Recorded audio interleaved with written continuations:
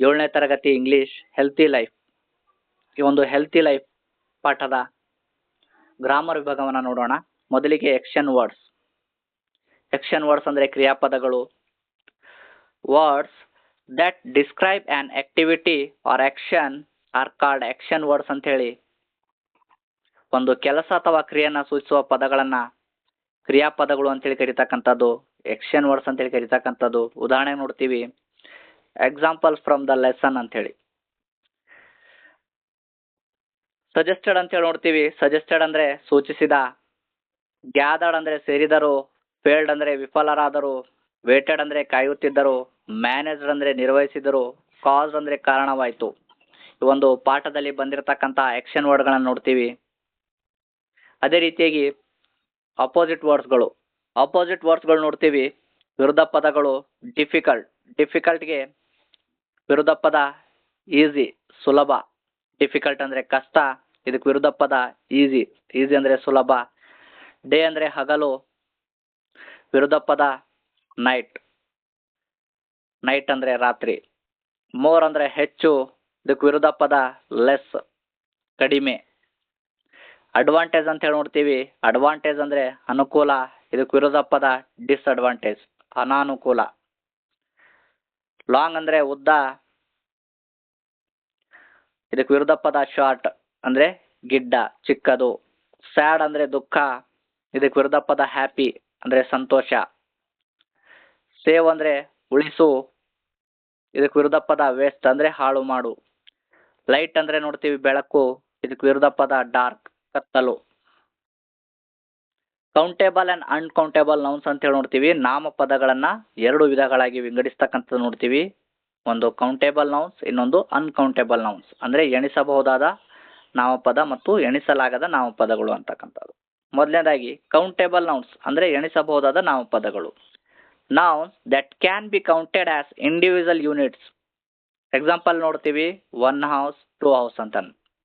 ಅಂದ್ರೆ ಯಾವ ನಾಮಪದಗಳನ್ನು ನಾವು ಸಂಖ್ಯೆಗಳ ಮೂಲಕ ಎಣಿಸ್ತಕ್ಕಂಥದ್ದು ಅವುಗಳನ್ನು ನಾವು ಕೌಂಟೇಬಲ್ ನೌನ್ಸ್ ಅಂತ ಹೇಳಿ ಕರೀತಕ್ಕಂಥದ್ದು. ಯಾವುದನ್ನ ನಾವು ಸಂಖ್ಯೆಗಳ ಮೂಲಕ ಎಣಿಸಲು ಸಾಧ್ಯವಿಲ್ಲವೋ ಅವುಗಳನ್ನ ಏನಂತೇಳಿ ಕರೀತಾರೆ ಅಂದ್ರೆ ಅನ್ಕೌಂಟೇಬಲ್ ನೌನ್ಸ್ ಅಂದ್ರೆ ಎಣಿಸಲಾಗದ ನಾಮಪದಗಳು ಅಂತ ಹೇಳಿ. Things that cannot be counted individually because they are treated as a group, volume or mass ಅಂತ ಹೇಳಿ ನೋಡ್ತೀವಿ. ಅಂದ್ರೆ ಯಾವುದನ್ನ ಬಿಡಿಯಾಗಿ ಎಣಿಸಲು ಸಾಧ್ಯವಿಲ್ಲವೋ ಮತ್ತು ಯಾವುದನ್ನ ಒಂದು ಗುಂಪು ಅಥವಾ ಪ್ರಮಾಣವಾಗಿ ಪರಿಗಣಿಸುತ್ತೇವೋ ಅವುಗಳನ್ನೇ ಏನಂತ ಹೇಳಿ ಕರೀತಾರೆ ಅಂದ್ರೆ ಅನ್ಕೌಂಟೇಬಲ್ ನೌನ್ಸ್ ಅಂತೇಳಿ ಕರೀತಕ್ಕಂಥದ್ದು. ಅಂದ್ರೆ ಎಣಿಸಲಾಗದ ನಾಮಪದಗಳು. ಉದಾಹರಣೆಗೆ ನೋಡ್ತೀವಿ, ಲಿಕ್ವಿಡ್ಸ್ ಅಂದ್ರೆ ದ್ರವಗಳು, ಇವುಗಳನ್ನ ನಾವು ಎಣಿಸಲು ಸಾಧ್ಯವಿರುವುದಿಲ್ಲ.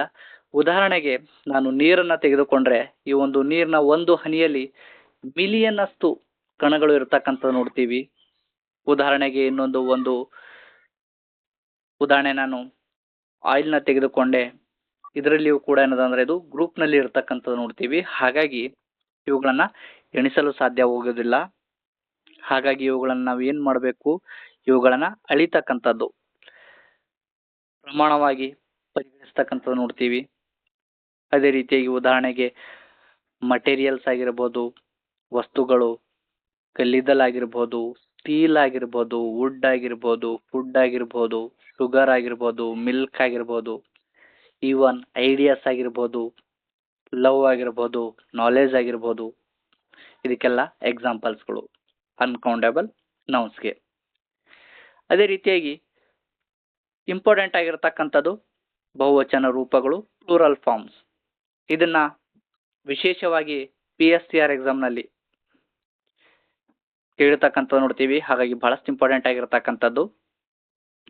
ಆಡಿಂಗ್ ಎಸ್ ಅನ್ನ ಸೇರಿಸುವ ಮೂಲಕ ಏಕವಚನದಲ್ಲಿರ್ತಕ್ಕಂಥದ್ದನ್ನ ಬಹುವಚನಕ್ಕೆ ಬದಲಾಯಿಸ್ತಕ್ಕಂಥದ್ದು. ಉದಾಹರಣೆಗೆ ನೋಡ್ತೀವಿ, ಸ್ನೇಕ್ ಅಂತಕ್ಕಂಥ ಇದೊಂದು ಏಕವಚನ. ಇದನ್ನ ಬಹುವಚನ ಮಾಡಬೇಕಾದ್ರೆ ಕೊನೆಯಲ್ಲಿ ಎಸ್ ಅನ್ನ ಸೇರಿಸ್ತಕ್ಕಂಥದ್ದು. ಅದೇ ರೀತಿಯಾಗಿ ಡಾಗ್ ಅಂತ ಹೇಳಿ ನೋಡ್ತೀವಿ. ಡಾಗ್ ಅಂದ್ರೆ ನಾಯಿ. ಈ ಒಂದು ಡಾಗ್ಗೆ ಎಸ್ ಅನ್ನ ಸೇರಿಸುವ ಮೂಲಕ ಡಾಗ್ಸ್ ಅಂತ ಹೇಳಿ, ನಾಯಿಗಳು ಅಂತ ಹೇಳಿ. ಅದೇ ರೀತಿಯಾಗಿ ಫ್ರೆಂಡ್ ಅಂತ ಹೇಳಿ ನೋಡ್ತೀವಿ. ಫ್ರೆಂಡ್ ಅಂದ್ರೆ ಸ್ನೇಹಿತ. ಅದೇ ರೀತಿಯಾಗಿ ಎಸ್ ಅನ್ನ ಸೇರಿಸುವ ಮೂಲಕ ಫ್ರೆಂಡ್ಸ್ ಅಂತ ಹೇಳಿ, ಸ್ನೇಹಿತರು. ಅದೇ ರೀತಿಯಾಗಿ ಆಡಿಂಗ್ ES ಮೂಲಕ ಇ ಎಸ್ ಅನ್ನ ಸೇರಿಸುವ ಮೂಲಕ.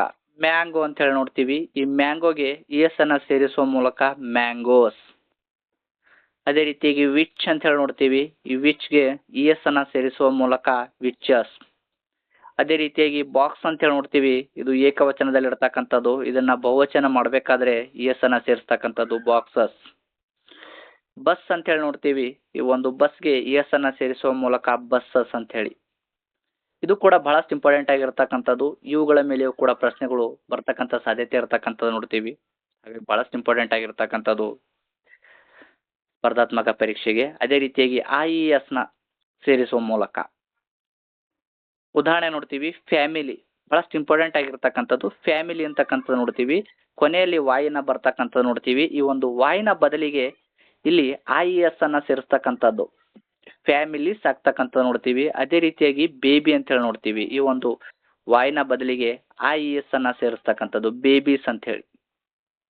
ಅದೇ ರೀತಿಯಾಗಿ ಕಂಟ್ರಿ ಅಂತ ಹೇಳಿ ನೋಡ್ತೀವಿ, ಕಂಟ್ರಿ ಇಲ್ಲಿ ವಾಯಿನ ಬದಲಿಗೆ ಐ ಎಸ್ ಅನ್ನ ಸೇರಿಸ್ತಕ್ಕಂಥದ್ದು ಕಂಟ್ರೀಸ್ ಆಗ್ತಕ್ಕಂಥದ್ದು ನೋಡ್ತೀವಿ. ಏಕವಚನದಲ್ಲಿದ್ದಾಗ ಬಹುವಚನವನ್ನ ಬದಲಿಸಲು ಬಹಳಷ್ಟು ಇಂಪಾರ್ಟೆಂಟ್ ಆಗಿರ್ತಕ್ಕಂಥದ್ದು ಕಂಟ್ರಿ ಪದವನ್ನ ಐ ಎಸ್ ಅನ್ನ ಸೇರಿಸ್ತಕ್ಕಂಥದ್ದು. ಅದೇ ರೀತಿಯಾಗಿ ಆಡಿಂಗ್ ವಿಇಎಸ್, ಇಲ್ಲಿ ನಾವು ನೋಡ್ತೀವಿ, ಗಮನಿಸ್ಬೇಕು, ಬಹಳಷ್ಟು ಇಂಪಾರ್ಟೆಂಟ್ ಆಗಿರ್ತಕ್ಕಂಥದ್ದು ವುಲ್ಫ್ ಅಂತ ಹೇಳಿ ನೋಡ್ತೀವಿ. ಒಂದು ವುಲ್ಫ್ನ ಕೊನೆಯಲ್ಲಿ ಎಫ್ ಇರ್ತಕ್ಕಂಥದ್ದು ನೋಡ್ತೀವಿ. ಈ ಒಂದು ಎಫ್ ಅನ್ನ ತೆಗೆದುಹಾಕಿ ಅನ್ನೋದಂದ್ರೆ ವಿ ಎಸ್ ಅನ್ನ ಸೇರಿಸಿದಾಗ ಏನಾಗ್ತಂದ್ರೆ ವುಲ್ಫ್ಸ್ ಆಗ್ತಕ್ಕಂಥದ್ದು ನೋಡ್ತೀವಿ. ಇದು ಕೂಡ ಬಹಳಷ್ಟು ಇಂಪಾರ್ಟೆಂಟ್ ಆಗಿರ್ತಕ್ಕಂಥದ್ದು ವುಲ್ಫ್ ಅಂತ ಹೇಳಿ ನೋಡ್ತೀವಿ. ಈ ಒಂದು ಎಫ್ ನ ಬದಲಿಗೆ ಏನದಂದ್ರ ಇಲ್ಲಿ ವಿ ಎಸ್ ಅನ್ನ ಸೇರಿಸ್ತಕ್ಕಂಥದ್ದು ನೋಡ್ತೀವಿ, ವುಲ್ಫ್ಸ್ ಆಗ್ತಕ್ಕಂಥದ್ದು ನೋಡ್ತೀವಿ. ಅದೇ ರೀತಿಯಾಗಿ ಲೀಫ್ ನ ನೋಡ್ತೀವಿ, ಬಹಳಷ್ಟು ಇಂಪಾರ್ಟೆಂಟ್ ಆಗಿರ್ತಕ್ಕಂಥದ್ದು. ಇಲ್ಲಿಯೂ ಕೂಡ ಎಫ್ ನ ಬದಲಿಗೆ ಇಲ್ಲಿ ವಿ ಎಸ್ ಅನ್ನ ಸೇರಿಸ್ತಕ್ಕಂಥದ್ದು ನೋಡ್ತೀವಿ. ಲೀಫ್ ಅಂತಕ್ಕಂಥದ್ದು ಏಕವಚನ, ಲೀವ್ಸ್ ಅಂತಕ್ಕಂಥದ್ದು ಅದರ ಬಹುವಚನ. ಅದೇ ರೀತಿಯಾಗಿ ಸೆಲ್ಫ್ ಅಂತ ಹೇಳಿ ನೋಡ್ತೀವಿ, ಇಲ್ಲಿಯೂ ಕೂಡ ಎಫ್ ನ ಬದಲಿಗೆ ವಿ ಎಸ್ ಅನ್ನ ಸೇರಿಸ್ತಕ್ಕಂಥದ್ದು ನೋಡ್ತೀವಿ, ಸೆಲ್ಫ್. ಇದು ಬಹಳಷ್ಟು ಇಂಪಾರ್ಟೆಂಟ್ ಆಗಿರ್ತಕ್ಕಂಥದ್ದು. ಈ ರೀತಿಯ ಒಂದು ಏಕವಚನದಿಂದ ಬಹುವಚನಕ್ಕೆ ವರ್ಗಾಯಿಸ್ತಕ್ಕಂಥದ್ದಾಗಿರ್ಬೋದು, ಬದಲಿಸ್ತಕ್ಕಂಥದ್ದಾಗಿರ್ಬೋದು ಎಸ್ ಟಿ ಆರ್ ಮತ್ತು GPSTR ಎಕ್ಸಾಮ್ಗೆ. ಅದೇ ರೀತಿಯಾಗಿ ಇನ್ನಿತರ ಸ್ಪರ್ಧಾತ್ಮಕ ಪರೀಕ್ಷೆಗಳಿಗೂ ಕೂಡ ಬಹಳಷ್ಟು ಇಂಪಾರ್ಟೆಂಟ್ ಆಗಿರ್ತಕ್ಕಂಥದ್ದು. ಹಾಗಾಗಿ ನಾನು ಎರಡನೆಯ ಭಾಗದಲ್ಲಿ ಒಂದು MCQ ಪ್ರಶ್ನೆಗಳನ್ನ ತೆಗೆದುಕೊಳ್ತೀನಿ. ಈ ಒಂದು ಪೂರ್ತಿಯಾಗಿ ಒಂದು ವಿಭಾಗದ MCQ ಭಾಗವನ್ನ ಎರಡನೇ ಭಾಗದಲ್ಲಿ ನೋಡೋಣ. ಅದೇ ರೀತಿಯಾಗಿ ನೆಕ್ಸ್ಟ್ ಬಹಳಷ್ಟು ಇಂಪಾರ್ಟೆಂಟ್ ಆಗಿರ್ತಕ್ಕಂಥದ್ದು ಇರ್ರೆಗ್ಯುಲರ್ ಪ್ಲೂರಲ್ಸ್. ಇದರ ಮೇಲೆ ಕೂಡ ಪ್ರಶ್ನೆಗಳು ಕೇಳ್ತಾ ಬರ್ತಕ್ಕಂಥದ್ದು ನೋಡ್ತೀವಿ. ಚಿಲ್ಡ್ ಅಂದ್ರೆ ಮಗು, ಇದರ ಒಂದು ಬಹುವಚನ ರೂಪ ಬಂದ್ಬಿಟ್ಟು ಮಕ್ಕಳು ಆಗ್ತಕ್ಕಂಥದ್ದು ನೋಡ್ತೀವಿ. ಚಿಲ್ಡ್ರನ್ಸ್ ಆಗುವುದಿಲ್ಲ, ಇಲ್ಲಿ ಚಿಲ್ಡ್ರನ್ ಆಗ್ತಕ್ಕಂಥದ್ದು ನೋಡ್ತೀವಿ. ಅದೇ ರೀತಿಯಾಗಿ ಮ್ಯಾನ್ಸ್ ಆಗುವುದಿಲ್ಲ, ಬದಲಿಗೆ ಏನಾಗ್ತದೆ ಅಂದ್ರೆ ಇಲ್ಲಿ ಮೆನ್ ಆಗ್ತಕ್ಕಂಥದ್ದು ನೋಡ್ತೀವಿ. ಮ್ಯಾನ್ ಅಂದ್ರೆ ಪುರುಷ, ಮೆನ್ ಅಂದ್ರೆ ಪುರುಷರು. ವುಮನ್ ಅಂತ ಹೇಳಿ ನೋಡ್ತೀವಿ, ಇಲ್ಲಿ ವುಮನ್ ಅಂದ್ರೆ ಮಹಿಳೆ, ವುಮೆನ್ ಅಂದ್ರೆ ಮಹಿಳೆಯರು. ಅದೇ ರೀತಿಯಾಗಿ ಫುಟ್ ಅಂತ ಹೇಳಿ ನೋಡ್ತೀವಿ, ಫುಟ್ ಅಂದ್ರೆ ಪಾದ, ಫೀಟ್ ಅಂದ್ರೆ ಪಾದಗಳು ಆಗ್ತಕ್ಕಂಥದ್ದು. ಕೆಲವೊಂದು ಬಾರಿ ಏನಾಗ್ತದೆ ಅಂದ್ರೆ ಫುಟ್ ಬಹುವಚನ ಯಾವುದು ಅಂದ್ರೆ ಫುಟ್ಸ್ ಅಂತ ಹೇಳಿ ಆಗ್ತಕ್ಕಂಥ ಸಾಧ್ಯತೆ ಇರತಕ್ಕಂಥದ್ದು ನೋಡ್ತೀವಿ. ಹಾಗಾಗಿ ಬಹಳಷ್ಟು ಇಂಪಾರ್ಟೆಂಟ್ ಆಗಿರ್ತಕ್ಕಂಥದ್ದು ಈ ಇರ್ರೆಗ್ಯುಲರ್ ಪ್ಲೂರಲ್ಸ್ ಗಳ ಬಗ್ಗೆ ನಮ್ಗೆ ಬಹಳಷ್ಟು ಮಾಹಿತಿ ಇರಬೇಕು. ಇದರ ಮೇಲೆ ಪ್ರಶ್ನೆ ಬಂದಾಗ ನಾವು ಈಸಿಯಾಗಿ ಉತ್ತರವನ್ನು ಐಡೆಂಟಿಫೈ ಮಾಡಲು ನಮ್ಗೆ ಈಸಿ ಆಗ್ತಕ್ಕಂಥದ್ದು ನೋಡ್ತೀವಿ. ಹಾಗಾಗಿ 6ನೇ ತರಗತಿಯಿಂದ 10ನೇ ತರಗತಿಯ ಒಂದು ಇಂಗ್ಲಿಷ್ ಗ್ರಾಮರ್ ಬಹಳಷ್ಟು ಇಂಪಾರ್ಟೆಂಟ್ ಆಗಿರ್ತಕ್ಕಂಥದ್ದು ಸ್ಪರ್ಧಾತ್ಮಕ ಪರೀಕ್ಷೆಗೆ. ಅದೇ ರೀತಿಯಾಗಿ ಮೌಸ್ ಅಂತ ಹೇಳಿ ನೋಡ್ತೀವಿ. ಮೌಸ್ ಅಂದ್ರೆ ಇದರ ಒಂದು ಪ್ಲೂರಲ್ ಫಾರ್ಮ್ ಬಂದ್ಬಿಟ್ಟು ಮೈಸ್. ಮೌಸ್ ಅಂದ್ರೆ ಇಲಿ, ಮೈಸ್ ಅಂದ್ರೆ ಇಲಿಗಳು. ಅದೇ ರೀತಿಯಾಗಿ ಡೀರ್ ಅಂತ ಹೇಳಿ ನೋಡ್ತೀವಿ. ಒಂದು ಡೀರ್ ಅಂದ್ರೆ ಜಿಂಕೆಗಳು. ಇಲ್ಲಿ ಯಾವುದೇ ಬದಲಾವಣೆಗಳು ಆಗುವುದಿಲ್ಲ. ಅದೇ ರೀತಿಯಾಗಿ ಅಮೌಂಟ್ ವರ್ಡ್ಸ್ ಅಂದ್ರೆ ಪ್ರಮಾಣ ಸೂಚಕ ಪದಗಳು. To count uncountable nouns we use amount words ಅಂತಕ್ಕಂಥದ್ದು. ಅಂದ್ರೆ ಎಣಿಸಲಾಗದ ನಾಮಪದಗಳನ್ನ ಅಳೆಯಲು ಕೆಲವು ನಿರ್ದಿಷ್ಟ ಪದಗಳನ್ನ ಬಳಸ್ತಕ್ಕಂಥದ್ದು ನೋಡ್ತೀವಿ.